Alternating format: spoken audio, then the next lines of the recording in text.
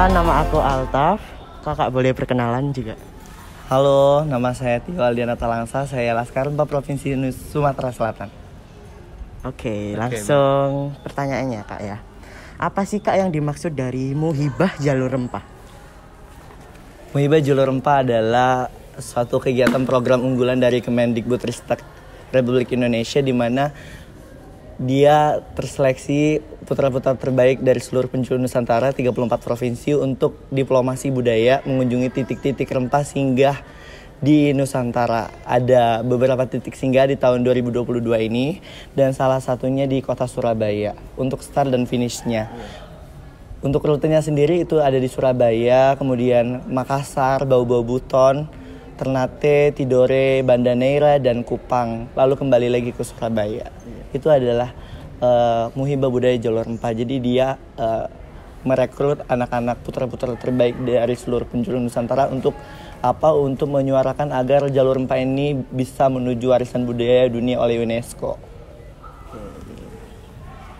Untuk kakak sendiri ini dari provinsi mana?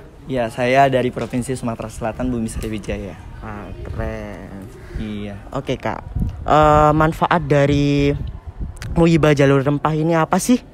Manfaat Muhibah Jalur Rempah bagi diri saya pribadi itu sebagai pengembangan diri dan membangun karakter ya. Apalagi kita perlu sekali anak muda sekarang itu membangun karakter, bagaimana bisa mengenal identitas bangsa melalui sejarahnya, melalui budaya. Kemudian kita juga bisa banyak belajar tentang jalur rempah itu sendiri. Apalagi kan zaman sekarang itu kan banyak anak-anak tidak mengenal jalur rempah itu apa, kemudian rempah-rempah itu apa saja. Nah, fungsi pemerintah sendiri adalah sebagai jembatan untuk kita sebagai anak muda agar bisa melihat dunia, baik dunia sekarang maupun di masa yang lampau, seperti itu. Oke. Yang terakhir nih Kak, pesan buat siswa dan siswi di SMP Negeri 2 Kota Mojokerto ini apa? Oke, baik.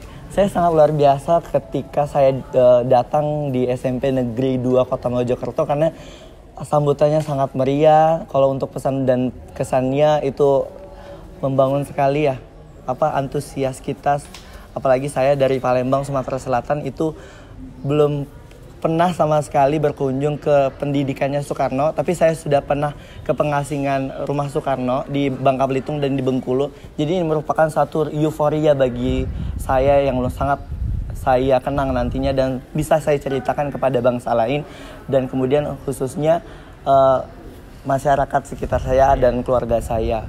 Untuk harapannya untuk SMP Negeri 2 Kota Mojokerto semoga nanti dapat terus sinergis dengan pemerintah daerah untuk selalu menjaga keunikan dari arsitektur, kemudian apa yang ada di SMP ini. Nah, untuk adik-adik SMP, siswa-siswi SMP N2 Kota Mojokerto, semangat terus belajarnya, jangan lupa tambah terus wawasan tentang kebaharian, kemaritiman, kemudian skill berbahasa seperti itu.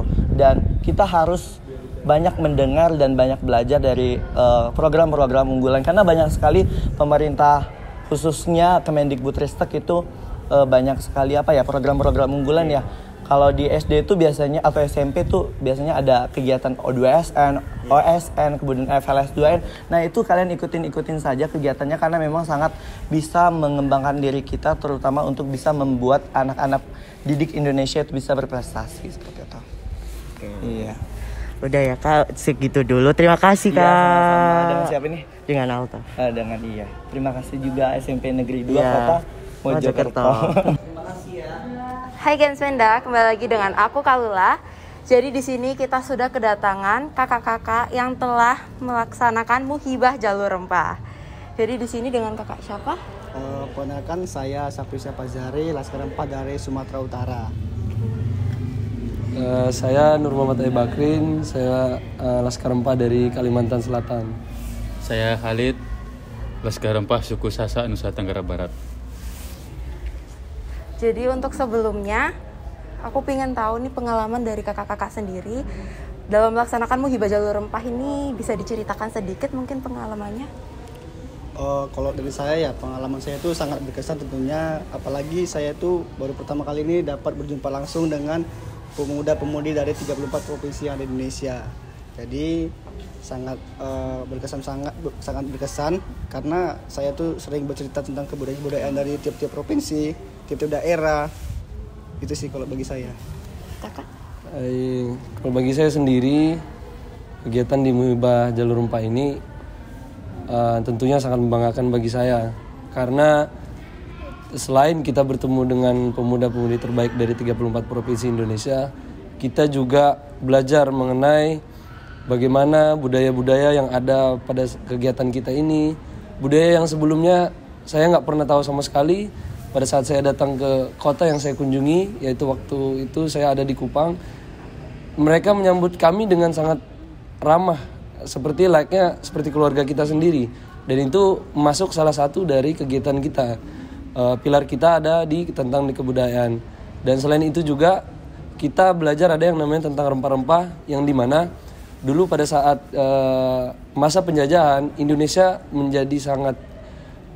jadi incaran para penjajah karena kekayaan rempah-rempahnya. Itu sih menurut saya. Kalau menurut saya sih sangat mengikuti Muhibah Budaya Jalur Rempah. Bagi saya sangat luar biasa. Luar biasanya karena bisa mengelilingi Indonesia, khususnya bagian timur, yang dari mana ketika kita naik pesawat dari Jakarta, dari Surabaya ke Kupang itu hampir setengah jam saja. Tapi ketika kalau kita naik ke Dewa Ruci sampai 4 hari, 5 hari, dan itu pengalaman sangat luar biasa.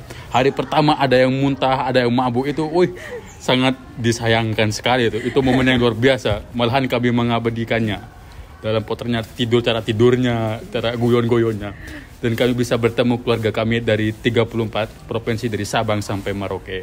Dan bisa mengajari kami disiplin dan berkeluarga sama khususnya TNI Angkatan Laut, KRI Dewa Ruci.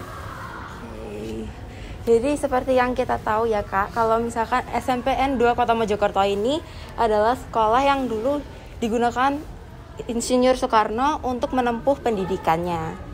Pendapat kakak-kakak sekalian tentang dulu Soekarno itu sekolah di sini tuh gimana? Kalau saya, ini merupakan suatu kebanggaan bagi saya karena bisa langsung seperti saya juga jadi ikut flashback ke zaman dulu nih, gitu.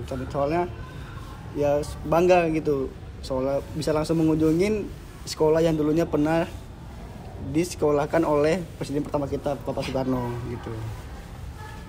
Mungkin bagi saya ya juga suatu kebanggaan karena saya bisa menjajakkan kaki saya ini di tempat di mana presiden kita dulu Soekarno pernah sekolah. Dan tentunya ini menjadi kebanggaan bagi warga sekitar yang Mojokerto yang sekolah di sini. Karena dulunya bahwa pemimpin bangsa kita ada dan pernah sekolah di SMPN 2 ini. Oke, mungkin. Kalau bagi saya sih simpel sekali, bangga sekali karena bisa berkunjung langsung ke sekolahnya presiden kita yang pertama. Itu aja. Pesan dan kesan dari kakak sekalian untuk teman-teman generasi Spenda apa nih? Kalau saya buat adik-adik juga tentunya semangat terus belajarnya, ikuti semua kegiatan-kegiatan yang ada di sekolah, ekstrakurikuler apapun itu, dan juga olimpiade apapun itu, karena itu juga akan membangkitkan soft skill kalian dan tentunya juga menambah wawasan kalian tentang Indonesia, Nusantara dan sebagainya. Terima kasih. Ya, untuk adik-adik yang di Spenda ini jangan patah semangat untuk mencari ilmu, karena seseorang yang sukses itu pastinya harus belajar terus. Benar. Dan apalagi mungkin suatu saat nanti juga adik-adik dari Spenda juga bisa seperti kami atau entah kegiatan yang lain. Memang ini adalah kegiatan yang menambah wawasan kita, menambah ilmu kita, dan jangan patah semangat dan harus tetap semangat selalu. Kalau untuk saya tetap semangat, jangan lupa bersyukur, bahagia selalu. Ya, terima kasih.